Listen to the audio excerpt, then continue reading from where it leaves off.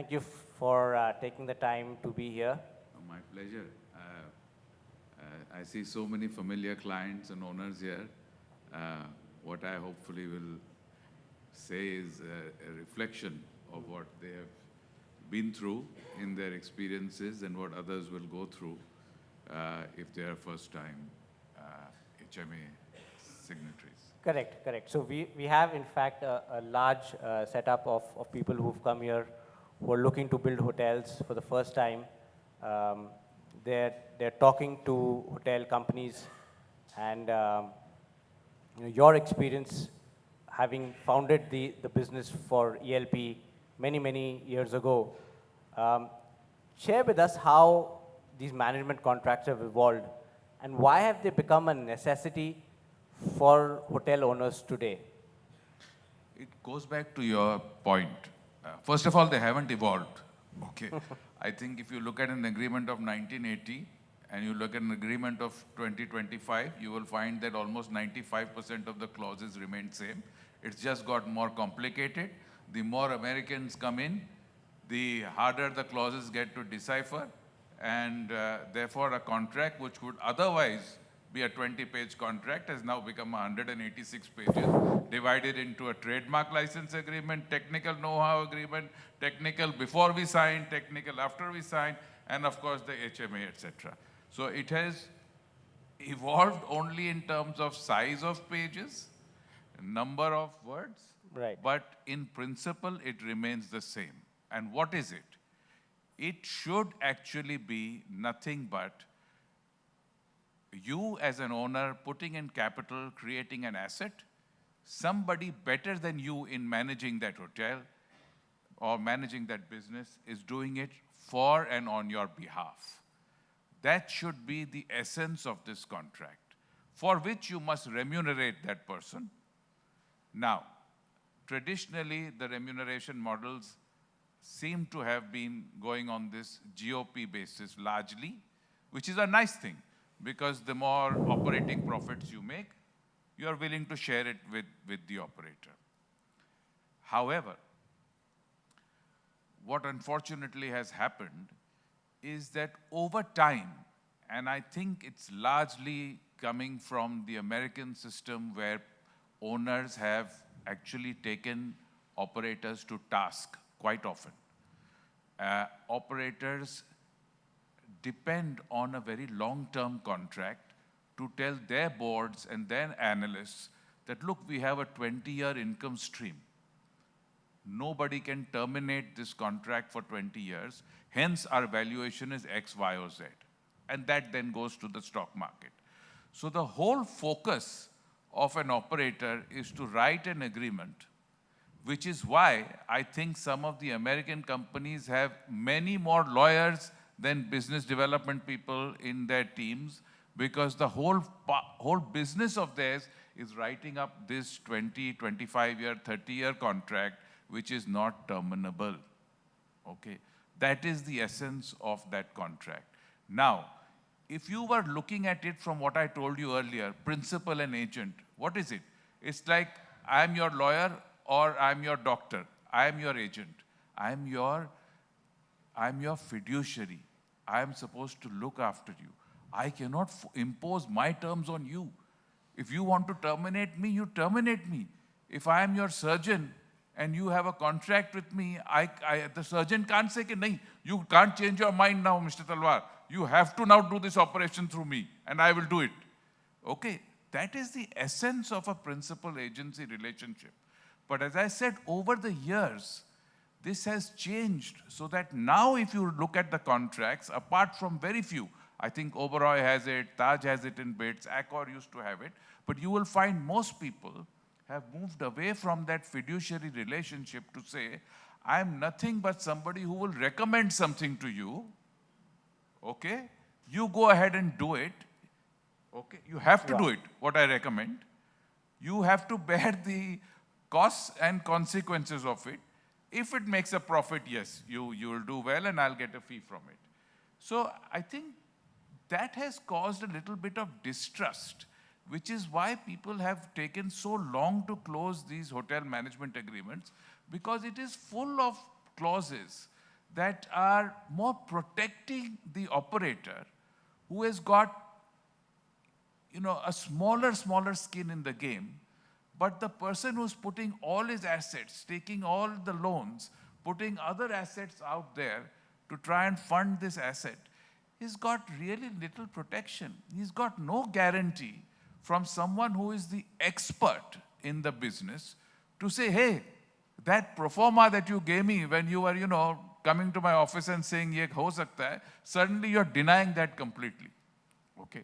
So I think that has caused a problem, and that will continue to cause the problem unless we are able to, as owners, and I say this in a nice way, as owners collectively come together, be willing to share information with each other and say, all right, we can have better terms. And we are willing to give the operator better returns also.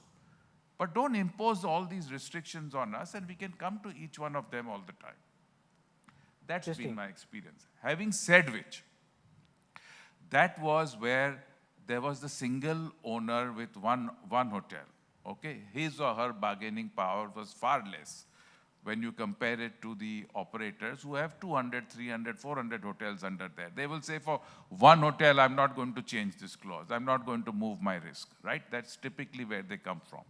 We are now finding that with companies like SAMI, Chalet, funds coming in, they are able to acquire large assets. They are able, therefore, to push that hotel management contract even slightly.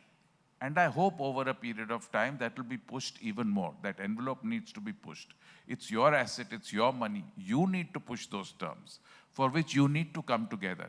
While if you see the operators on the other hand, you wake me up any day, and whether it is IHG, Accor, Marriott, you name it, Radisson, all their terms are almost identical, language-wise, okay? How is that happened? Because they have also done it very carefully, systematically. I'm not saying they are a cartel, I'm not saying that. But I'm saying they have got their act together. While owners have always stayed shy of sharing information, sharing data, as a result of which you are, although the larger class, still being termed in this 186-page contract as someone who has to obey the orders of the operator. That's where I see a problem. Right. So that is suggesting that it's a one-sided contract. It is suggesting that that owners should stay away from operators. Should we look at other operators who offer us simpler contracts, simpler terms? I think it's not. The reality is that you just saw, with and without a brand, there is a difference, okay? I got to see one project from cradle to grave to resurrection, okay? We started with a hotel, had a brand. For whatever reasons, the brand went away, and then we tried to do our own brand, and then got a new brand in. And we saw what the ARR was, okay? Vastly different with a brand. There is no doubt that with a brand, you are able to get far more money. But for that, at least because you are signing up to a 20, 25-year contract, where generationally you are imposing these terms on someone else who will step into your shoes, you need to go through those provisions very carefully so that it allows for some changes to occur. You can't say that 20 साल के लिए, 25 साल के लिए ये ही होने वाला हो. You are just seeing two slides ago how they're talking about generational change and how we have to adapt to get the attention of someone who is born post-2000 or 2010, etc. But you are writing this contract to say for the next 20, 25 years, these are the terms and this is how it will behave. Take capital, okay? This is patient fiduciary capital. You are writing in the contract to say, where the operator says, whenever I need the money, whenever I decide to improve my brand standard, whenever I decide for capital allocation, you have to provide it. Now, look at your position now as a fiduciary, for example, okay? You are holding someone else's money. that money can perhaps better be used in some other business or other project and getting a better return, right? Why are you writing, therefore, in advance today that for the next 25 years, I will always keep aside this money so that you, Mr. Operator, can improve your brand standard without giving me any guarantee that I will get a better return on the use of that money? That, to me, is not a way a contract needs to be written. You should also, as an owner, accept that if the brand requires a certain standard to be met and you're not willing to put in that capital money to keep up that standard, you may get a less revenue or you may get a lower brand. You should also take that into account.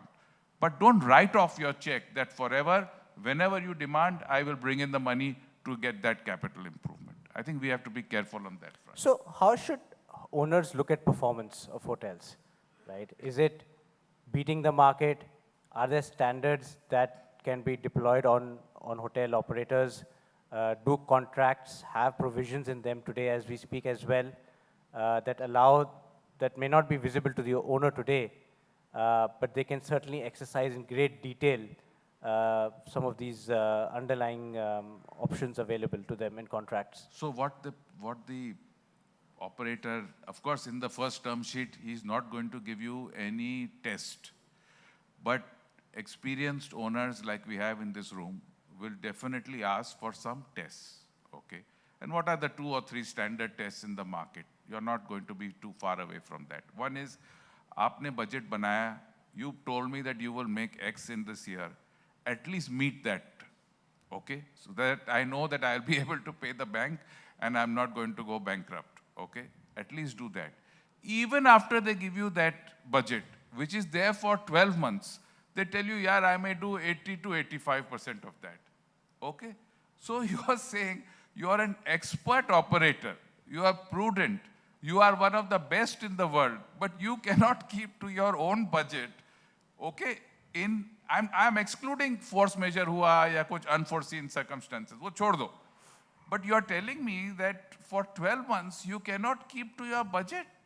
And if you are doing the budget, there is a 99% chance, human psychology, that you are underballing it, lowballing it, okay? Because you want to look like a hero at the end of the year, okay? And say that I did much better. So even that you are trying to reduce. So I find that a very odd test, but it's the test available in the market. Acha, dusra hai. So this is one test where you are deciding for yourself. Third is you want to know, having spent all this money, is my neighbor or the other competing hotels doing much better than what I'm doing? Okay, so that we call RevPAR test or market test. Correct. Okay? Now, that also is a test which looks damn good on paper, but I was discussing with my colleagues, some of them here, that Australia may, I think, once one international operator failed that market test, performance test. Otherwise, nobody has failed that test. To me, I'm saying, if I'm able to negotiate some other clauses for you in that contract, let's do that and forget this damn performance test. It has got so many ifs and buts and let-outs for the operator, the way they have written it, that they will never fail that test. On top of it, they tell you that even if I fail that test, but I meet my 85% annual test, then I've met my test, okay? So I think these tests are really need a shake-up, okay? First of all, move this, let us say we can't change the whole paradigm immediately, but we can do 2 or 3 things. That RevPAR test is what? Revenue per available room. Does it tell you how well the hotel is being operated from a profit perspective? If he's just throwing money and getting revenue, but not taking care of the bottom line, which is what matters to me as an owner, how is that a valid test? Okay? So, there is a test available. All right, this is available, I'm telling you, called GOPAR, Gross Operating Profit per Available Room. But you tell the operator, ye kar do, nahi, we have never done this before. No owner will give this information. Aise nahi hota hai. I hear, and maybe you guys know this better, but I believe STR is also willing to provide GOPAR if owners are willing to feed in that information. So just the way they feed you the RevPAR information, they will feed you the GoPAR information. Particularly when you are patient capital, fiduciary capital, and you are able to therefore get a better test as to whether the operator is doing well or not. Yeah. I think you should push for it. Some have managed it. Others need to push for it. But again, unless owners come together, you are going to be isolated. And they'll say, किसी ने नहीं किया यार, इसने नहीं किया, उसने नहीं किया, what are you bringing up? Okay. So the contract should at least put a provision that if the market moves towards a better test, let's at least agree that if you and I don't agree exactly the numbers on the GoPar test or what is the competitive set or jo bhi hai, at least let a third party, umpire aa jao. We are used to one, with at least 3 reviews in every one-day international. Correct. Umpire ko bulao, let him do it. Okay, why be afraid of that? So that is the one thing. The fourth type of test, which I learned in one of the negotiations recently that I'm doing. See, a lot of the owners today are acquiring lots of public infrastructure, like airports, etc. They are in ports, wherever. As a result of which, they themselves are being put to tests. If you see their concession agreements, government doesn't say, I'm giving you a 30-year contract and you do whatever you like with it. There are tests. So in an airport, they tell you that the time between the passenger disembarking to moving past immigration, baggage clearance should be X number of minutes. The people at the retail, also there is some kind of subjective test, satisfaction test. We are seeing this in shopping, retail, etc. There is also, therefore, a possibility that you may formalize these kind of tests also, that it is not just the number, but also the quality of the service you give. And that is where some hotels may say, look at it, I'm able to attract this customer back because of the quality of the service I give, okay? And not just revenue. The example I think one of my opponents gave me, he said, Indigo ko number is great, but look at the amount of complaints and customer dissatisfaction. So therefore, there has to be, at some point of time, a balance that will come. And maybe that's looking a bit into the future, but there are more tests available. I'm sure in more mature markets, you will get even far detailed different type of tests coming in. But we have been forced to stick to these 1 or 2 tests over years and years. Interesting. So shifting gears slightly, there are 2 other key issues that a lot of hotel owners bear with. One is the employees. And I understand there is a revision in the data storage policy, which is being instituted by the government of India, that all data that is available at the hotel needs to be, the ownership or the hotel owner is the real owner of it, and not the brand. Let me just clarify. There is what is called the Data Protection Act, okay? It's been there, and now the data protection rules have come in, I think from March 5th or something. They come in and they become enforceable. So a large argument that happens again in the HMA, where the operator says guest data. Now what is guest data? There are 2 types of guest data, right? One is the basic information that he gives you at the reception, credit card, passport number, etc. And there's the second data, which is perhaps more valuable, which is guest history, guest preference, etc. Okay? And he says, this data is mine. Owner says, nahi, mera hotel hai, I have put all of this, it should be mine. Please understand, in law, the data is of the guest. He or she is the owner of that data. You are simply fiduciaries looking after that data, number 1. The question is, if the guest gives you permission to use his or her data, then between the 2 players in the contract, who will share it, how will it be shared, and who will take responsibility for the consequences if this data was to be misused? Okay? That's really the realm of that discussion. Okay. Now, the operators, and maybe rightly feel, that this guest is coming to my hotel because of the brand. And I have curated this guest, I have followed this guest, he has followed me, and therefore if anyone becomes the rightful owner of that data, it should be the operator. And I don't disagree with that. Okay.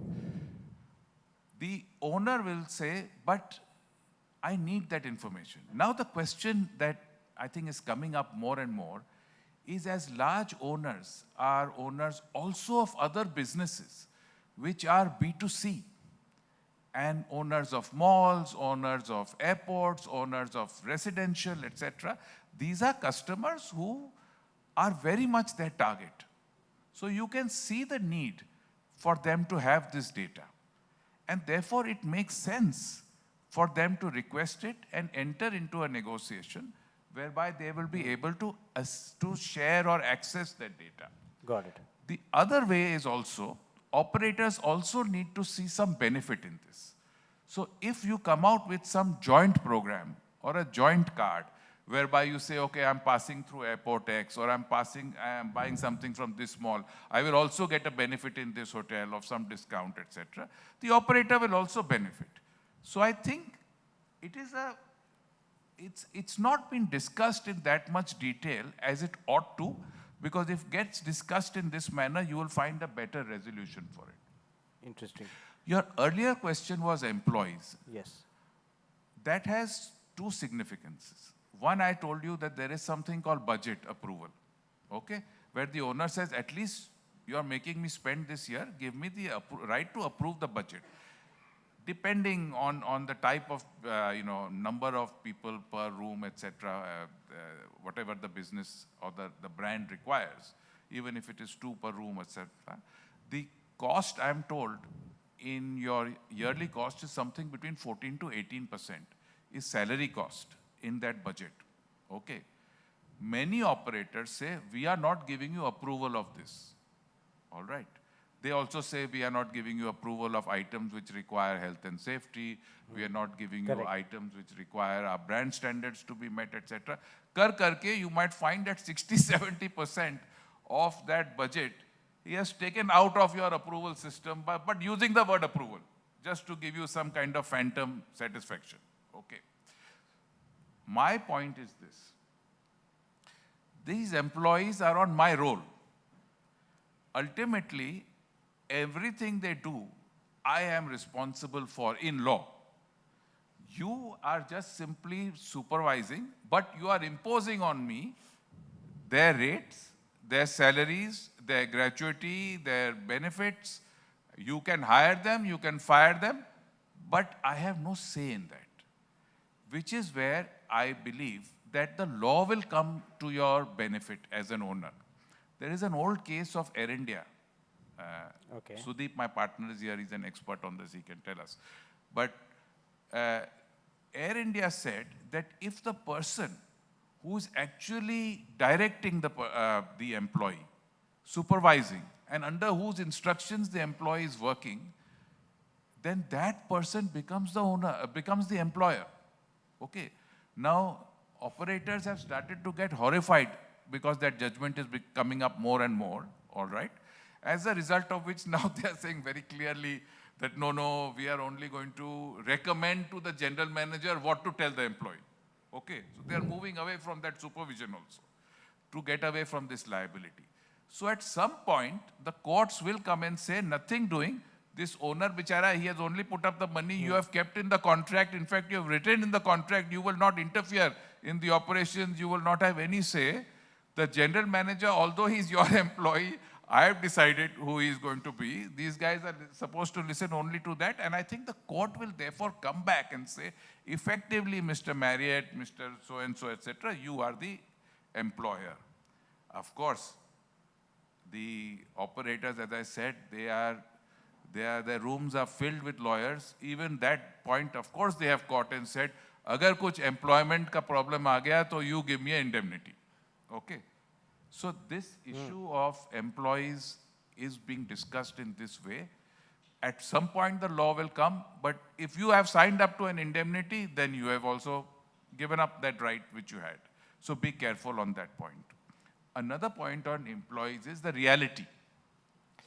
Bolenge, कि yeah, we will take care of all the employees' concerns, we will do it. But union aa gaya, you think they will have the guts? That one general manager will have the guts to deal with the union guy when you True. have dealt with these guys all your life and how to deal with them? So the reality is they will come to you as a owner to say, please help me with this wage negotiation, help me with this, help me with that. ये गाड़ी नहीं चलाने वाला है आज मेरा ये event हो रहा है, and they have decided to go on strike. So all these problems will have to be ultimately borne by the owner, and operators need to realize that by writing this in the contract by some American lawyer historically is not going to work in reality. And therefore, I have seen operators now take a much more practical, let us say, Indian approach to a lot of these issues, okay, including funding, okay, where they say our fees will always, come above banks' interest, etc. You will get a non-disturbance deed, vagera, vagera. ये नहीं होता है. The bank, if you are not able to pay the bank, you become an NPA, this asset is going to be sold as if he's going to keep you on as the operator. I remember in the early days when I had just started doing hotel management contracts, I thought it was a very fair ask by the operator, bichara. He's saying that if you are unable to pay your loan, then, and the bank forecloses and sells it to some other owner, I should stay on.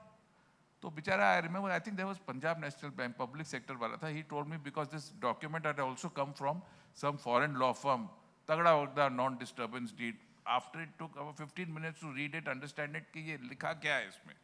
So then I remember that lovely Sardarji, he told me, he said, what you are saying is, ki if this hotel doesn't do well, and I have to repossess it, and I sell it to somebody else, I have to keep this operator on, but the hotel is not doing well because ये brand ही नहीं चल रहा है. But so how will it how does it make sense for me as a public sector servant to tell you in advance that jo bhi hoye, I have to keep this American company on? So since that day, I have always told all operators, I will do what we call reasonable endeavors. I will take you to the bank. You please convince the bank if they give you this letter. I don't care because on that day I'm bankrupt. I'm out of the scene. So you negotiate this with the bank. And that's how we normally get out of those type of clauses. So, given hotels are such an expensive asset class, last question, and we'll keep it brief, how should owners unlock value in their hotels, given the spate of growth that the markets are witnessing? See, we are in a good time just now, but as night follows day, there will also be a bad time, okay? So if you are not an owner who is prepared for the bad times, then you are not really a businessman. You are not in the right business. So, but if this is the right time to monetize, to make benefits, then please ensure that one clause which operators try to thrust upon you in your contract, okay? Remember, he's just your service provider, okay, getting a small percentage. He's saying, make sure you don't sell your shares without my consent. Now, if you are doing a deal with anyone, that person who has done the diligence will say, yeah, how can I give you a real offer? Because the operator is saying, without my consent, you can't sell to me. So you will not even get a real offer, okay? So you have to be very clear in cutting out those clauses. The only two, I think, legitimate restrictions on your ability to sell, I don't know how legitimate, I think even that is being chipped away. One is don't sell to a competitor. But we know that the world has become so mixed. Now, if I say that Chalet is a competitor, okay, but Chalet is largely an owner but has many brands operating their hotels. But Chalet is going to be one of my main buyers that I would go to, right, if I wanted to sell a hotel. And you're telling me I don't go to Chalet? Okay. How can that, therefore, as a definition of competitor, which they would like to put in, by the way, work? So don't allow that kind of restriction. And therefore, I'm saying we are chipping away at even that definition of competitor. Some are saying that the competitor should only be somebody like by like. So agar Taj hai, so if somebody is doing a Ritz-Carlton, then that becomes your competitor. You cannot say, okay, Postcard is now your competitor, or someone who is far less in that scale or that size. So that definition is also being chipped at. Don't accept it on its face value. Negotiate that. The one thing which by law you can't do anything about is because the US have so many companies operating in India and they are bound by their laws. They say that if some company is on the sanctioned list or prohibited list or terrorist list, those people, if you sell to, we will not continue. That may be a valid restriction I think you should accept. Yeah. But otherwise, tell them that, okay, if I sell, even, okay, let me go one step further. Even if I sell to a competitor, tum jao. You don't want to carry on with that competitor, you get out of this contract. Why should I be stuck with you? Yeah. Okay. At a reasonable compensation, you go away if you don't want to continue. So Sujjain, this is, management contracts is a hot topic, right? And I know we've got drinks following this, right? I think I would encourage all of you to join Sujjain in a conversation. I have to say one thing. It may sound like I am pro-owner and anti-operator. That's not the case. Right. We have at least, you have said 100. I'm sure all the operators are sweating over here. Honestly, also, I act for operators, but I'll also tell you one thing. While I fight very hard for these clauses, the reality is what? The reality is that out of these 170,000 rooms or something you said, I have only seen 1 or 2 cases which have even reached arbitration stage and people have settled. So the end of the day, while we may say all of this contractually because it is nice to say as lawyers, because that's our job, right? To fight for these clauses, negotiate it. The reality is that the relationship is far, far intricate. They are far intertwined because even the remuneration structure is such that unless you make profits, they don't make a fee. So they are incentivized to do this regardless of what is written in the contract. And therefore, you will find that owners are willing to sign up 20 years because they know that this is a brand that has sustained over so many more years gone by. There is no reason that they will act silly and bring down the value of their brand unless some very rare event occurs. And and therefore I feel sorry for arbitrators in this business. Kyunki milta hi nahi ye dhanda isme. It doesn't go that way. Correct. Exactly. Thank you so much, Sujjain.